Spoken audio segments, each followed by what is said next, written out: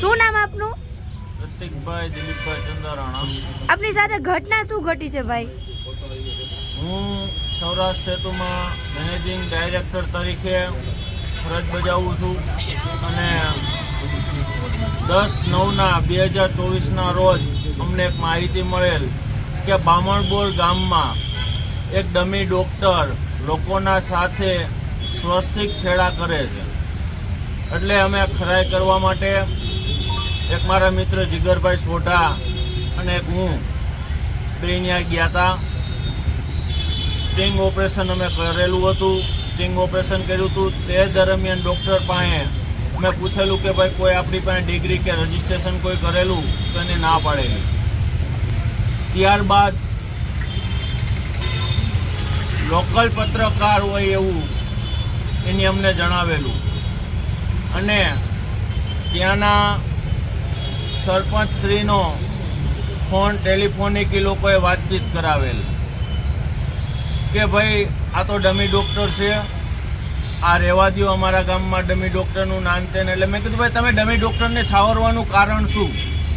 તો મને કે તમે ડમી ડૉક્ટર છો, તમે ડમી પત્રકાર છો, તમારા આઈ કાર્ડ બતાવો. મેં કીધું ભાઈ હું મેનેજિંગ ડાયરેક્ટર છું ને સૌરાષ્ટ્ર સેતુ પ્રેસમાંથી આવું છું, મારે તને કાર્ડ બતાવવાનું ન હોય બરાબર તો એ કે હું પોલીસ બોલાવું. મેં કીધું મને કોઈ વાંધો નથી, મારી પાસે પુરાવા છે, ડમી ડૉક્ટર છે એના પણ પુરાવા છે બરાબર. પોલીસ બોલાવો એનાથી મને કોઈ વાંધો નથી. કાયદેસર જે થતું હોય કાયદેસર પગલાં લેવાતા હોય એમાં કોઈ પણ વાંધો નથી. પણ જો પોતે જ ડમી ડૉક્ટર હોય રાજુભાઈ વાળા તો એ પોલીસ ફરિયાદની જગ્યાએ અમે સ્ટિંગ ઓપરેશન કરીને રવાના થયા ત્યારે બાબુ ડાભી, વિક્રમભાઈ સરપંચ અને આ પત્રકાર દ્વારા અમારી ઉપર હુમલો કરવામાં આવેલો. બામણબોર પાસે શેનાથી હુમલો કરવામાં આવેલો હતો? અમારી ઉપર પાઇપ વડે હુમલો કરવામાં આવેલો. ત્યારબાદની ઘટના શું હતી? ત્યારબાદ અમે રાજકોટ સિવિલ હોસ્પિટલે આવ્યા. સિવિલ હોસ્પિટલે આવ્યા અને અમે MLC કરાવી. પછી અમને અમારી જાનનો જોખમ હતો. અમારી જાનના જોખમ દ્વારા અમને એવું લાગ્યું કે અમારે ત્યાં ફરિયાદ કરવા ન જાવી. અમે ડાયરેક્ટ CP સાહેબને અરજી આપી, ગૃહમંત્રી હર્ષભાઈ સંઘવીને આપી, IG સાહેબને આપી, રાજકોટ જિલ્લા IG સાહેબને આપી, પોલીસ વડાને આપી. પણ આ બાબુભાઈ પત્રકાર રહ્યા અને ત્યાંના સ્થાનિક પત્રકારો, ત્યાંના લોકલ પત્રકાર હોય અને સરપંચ દ્વારા અમારે આ અરજીના કોઈ જવાબ અમને મળેલા નથી.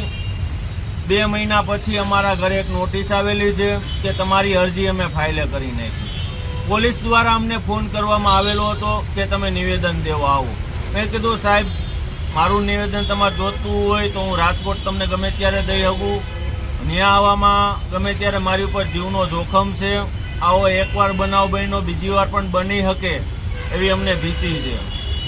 તો તમારું નિવેદન લેવા પોલીસ આવેલી કે નથી આવેલી? પોલીસ આવી પણ નથી અને ગાઈડની રાજકોટ એરપોર્ટ પોલીસે અમને નોટિસ મોકલી છે કે તમારી અરજી અમે ફાઇલે કરી. અને તમે ત્યાં રિયાલિટી ચેક કરવા ગયા હતા ત્યારે તમે કોઈ પોલીસને જાણ કરેલી હતી? ત્યારે અમે હજે તો ખાલી ચેક કરવા ગયા હતા કે ભાઈ આ ખરેખર ડમી ડૉક્ટર જ છે. ડમી ડૉક્ટર હોય તો આપણે પોલીસને હેરાન કરવાની કે પોલીસને કહેવાનું હોય કે ભાઈ આ ખરેખર ડમી ડૉક્ટર છે.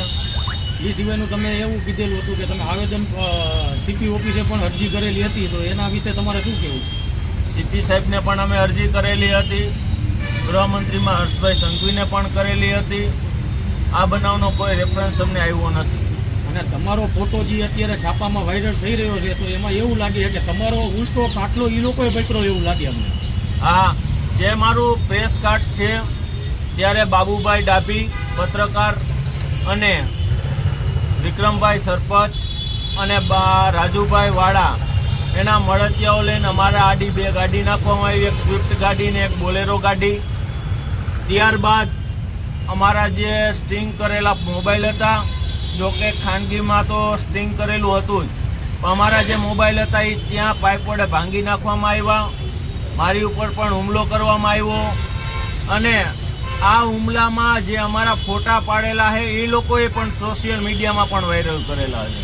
કાઠલા પકડેલા અને એવું જાણવા મળ્યું હતું કે ત્યાં તમને રહેવાસી લોકોએ કીધેલું હતું કે ડૉક્ટર દબી છે એવું. અમને અવારનવાર બામણબોરના રહેવાસીઓ રજૂઆત કરતા હતા, ટેલિફોનિક ફોન કરતા હતા કે ભાઈ અહીંયા ડમી ડૉક્ટર છે, લોકોના સાથે બહુ સ્વાસ્થ્ય છેડા કરે છે, એટલે અમે ત્યાં ગયેલા. હવે તમારી શું માંગ છે સરકાર આગળ? સરકાર આગળ મારી એવી રજૂઆત છે, એવી માંગ છે કે ખરેખર આમાં સાચા હોય એને ન્યાય મળવો જોઈએ.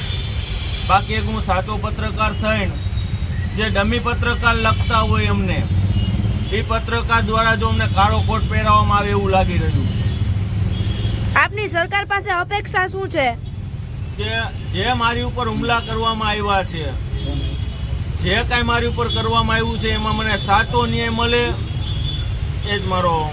તમારું જે આઈ કાર્ડ અત્યારે વાયરલ થઈ રહ્યું છે બીજા મીડિયામાં, તેના વિશે તમે શું કહેશો? કે તે કાર્ડ જે ફોટા પાડેલા છે એ તમે પાડવા દીધા છે કે કેવી રીતે પાડેલા છે? એ રાજુભાઈ વાળા જે ડૉક્ટર રહ્યા અને બાબુભાઈ ડાભી જે પત્રકાર રહ્યા, એને એના મળતિયાઓ સાથે રાખી મારી એને મારઝોડ કરી. મારું આઈ કાર્ડ પહેલાં પડાવી લેવામાં આવ્યું હતું અને ત્યારબાદ એ લોકોએ ફોટા પાડ્યા હતા અને એ પછી લોકોએ મીડિયામાં વાયરલ કરેલા છે. તે જે સામેની મીડિયા છે તેમના દ્વારા એમના એસોસિએશન દ્વારા એક આવેદન આપવામાં આવેલું છે, તો તમારા આગામી પગલાં શું હશે? જો આમાં મને ન્યાય નહીં મળે તો આગામીના દિવસોમાં અમારું એસોસિએશન રાજકોટ જિલ્લા પત્રકાર ફોટો એન્ડ ગ્રાફર અમે પણ આવેદન દેવાની જરૂર પડશે ને આપશું. હવે